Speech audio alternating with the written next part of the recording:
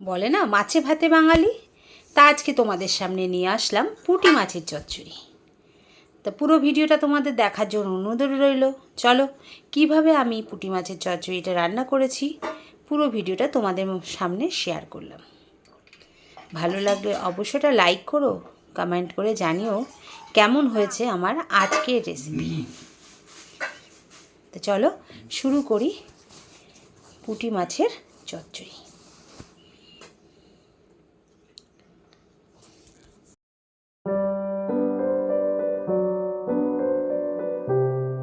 শুভ দুপুর জানিয়ে শুরু করলাম আমি আমার আজকের রেসিপি। সবাইকে জানাই স্বপ্ন হবিস চ্যানেলে স্বাগতম। তা আজকে আমি রান্না করতে চলেছি পুঁটি মাছ। সেদিন বাড়ির সামনে বেশ বড় বড় পুঁটি মাছ এসেছে। তো পুঁটি মাছ তো জানোই কাটার ভয় কেউ নিতেই চায় না। তা আমি অল্প করে নিয়েছিলাম, বেশি না, 300 গ্রাম পুঁটি মাছ। তা প্রথমে মাছে কড়াই গরম করে তেল দিয়ে মাছটা ভেজে নিয়েছি। সে ভিডিওটা তোমাদের সামনে আমার ঠিকমতো তোলা হয়নি বলে শেয়ার করতে পারলাম না, দেখলে আমি মাছ ভাজাটা তুলে নিয়েছি। তারপরে সেই কড়াইতে আবার দিয়ে দিলাম তেল। এই দেখো মাছটা আমার ভাজা হয়ে গেছে। মাছ ভাজাটা আগেই করে ফেলেছিলাম, সেই ভিডিওটা তোলা হয়নি। কড়াইতে তেল দিয়ে দিয়েছি। এবার তেলটা গরম হওয়ার জন্য একটু সময় দিতেই হবে ভাই। তো তেল গরম হয়ে গেলে এর মধ্যে আমি এবার দিয়ে দেব কালো জিরে। দেখো তেলটা আমার গরম হয়ে গেছে, কারণ ওর মধ্যে দু একটা মাছের রয়েছে, এগুলো ফুটফুট করে ফুটছে, দেখতে পাচ্ছ। যদিও আমি পাকা রাঁধুনি না, তবু আমি আমার হেসেলে যা যা রান্না করি তাই তোমাদের সামনেও শেয়ার করি। এই দেখো দিয়ে দিলাম কালো জিরে। তারপরে দিয়ে দিলাম কুচনো পেঁয়াজগুলো, একটা লঙ্কা কুচনোও পড়ে গেছে এর মধ্যে। এবার এই ভালো করে পেঁয়াজটাকে লাল লাল করে আমি ভেজে নেব। তো মাছগুলো তোলার সময় 2-3টে মাছ এই পাশটায় ছিল, আমি দেখতে পারিনি, তাই পরে দেখলাম, তাই তুলে নিলাম। তো এবার ভালো করে পেঁয়াজটা ভাজা হয়ে গেছে। এবার দিয়ে দিব এর মধ্যে টমেটোটার মধ্যে 1 ফোঁটা নুন দিয়ে দেবো, কারণ কী হয় বলো তো, তাহলে টমেটোটা খুব তাড়াতাড়ি নরম হয়ে সেদ্ধ হয়ে যায়। এবং এটা একটু নুন দিয়ে এটাকে ঢেকে দেবো, ঢেকে গ্যাসের আঁচটাকেও একটু সিম করে দেবো, কারণ টমেটো ছাড়া তো রান্না চলবে না। এই চচ্চড়িতে তো টমেটো আর পেঁয়াজ হচ্ছে মাস্ট।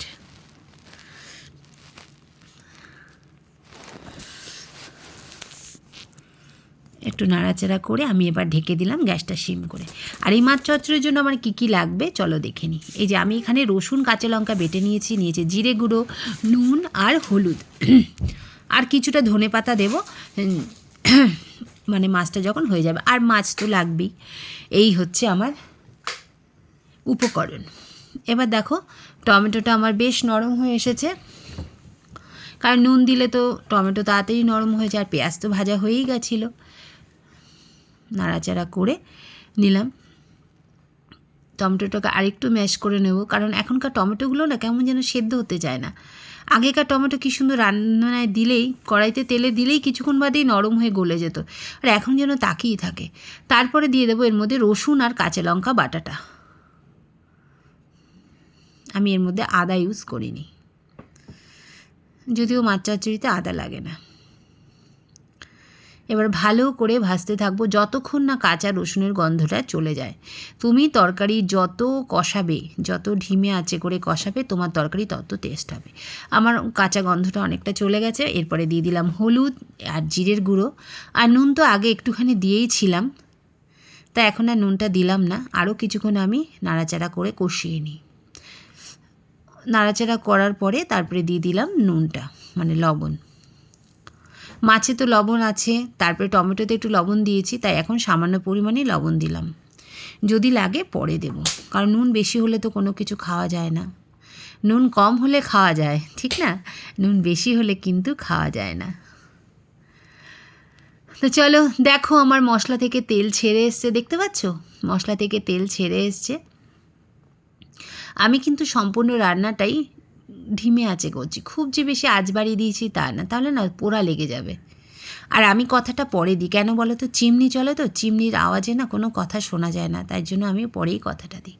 এইবার দিয়ে দিলাম জল, পরিমাণ মতো জল, যেহেতু এটা মাখো মাখো করবো তাই জন্য বেশি জল দিলাম না।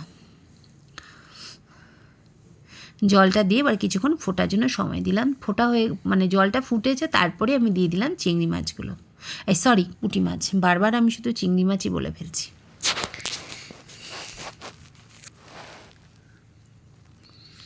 এবার এটাকে ঢেকে দেব। ঢেকে গ্যাসের আঁচটা ঠিক কমানোই আছে। তারপরে আবার ঢাকনা তুলে নিলাম। দেখো আমার মাছ হয়ে গেছে, মানে বেশ শুকনো শুকনো গা মাখো মাখো হয়ে গেছে। আমি আর এর থেকে বেশি শুকনো করবো না, কারণ ভাত দিয়ে মেখে খেতে হবে তো। গরম গরম ভাতে এই পুঁটি মাছের চচ্চড়ি যে কী সুন্দর লাগবে না। তোমরা একবার বাড়িতে রেসিপিটা বানিয়ে দেখো, আমি যেভাবে করলাম এইভাবেই করে দেখো, কেমন লাগলো আমাকে অবশ্যই কমেন্ট করে জানিও। বিশেষ করে যারা নতুন রাঁধুনি তাদের তো অনেক সমস্যা হয়, তারাই না হয় আমার ভিডিওটা দেখে রান্না করো। যারা পাকা রাঁধুনি তাদেরকে আমি বলবো না, যারা নতুন রাঁধুনি তাদেরকেই বলছি। চলো ধনে পাতাও দিয়ে দিলাম। দেখো আমার মাছ রেডি, আমার পুঁটি মাছ হয়ে গেছে। এবার আমি এটাকে তুলে নেব। তো আবারও বলি, মাছে ভাতে বাঙালি, মাছ না হলে কি চলে বলো? মাছ তো লাগবেই। তা আমার আজকের এই রেসিপিটা তোমাদের কেমন লাগলো একটু কমেন্ট করে জানিও। ভালো লাগলে অবশ্যই লাইক করো, আর অবশ্যই চ্যানেলটাকে সাবস্ক্রাইব করো, তাহলে আমার নতুন নতুন রান্নার ভিডিওগুলো তোমাদের সামনে তার নোটিফিকেশান চলে আসবে। খেতে না দারুণ হয়েছিল। নিজের রান্নার নিজে ঢাকঢোল পেটাতে নেই, কিন্তু প্রত্যেককে বলেছে বাড়ির। আসল কথা মাছগুলোও ছিল খুব ভালো, বেশ বড় বড় সাইজের মাছ ছিল তো। তাজা মাছ হলো তো জানোই, সেটার টেস্ট আলাদাই হয়। নাও আমার মাছ রেডি, বাটিতে ঢালা হয়ে গেছে। এবার গরম গরম ভাতে সার্ভ করলেই হয়ে যায়।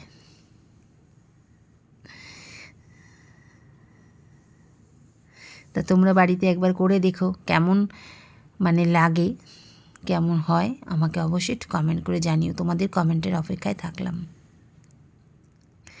ঝাল ঝাল পুঁটি মাছের চচ্চড়ি।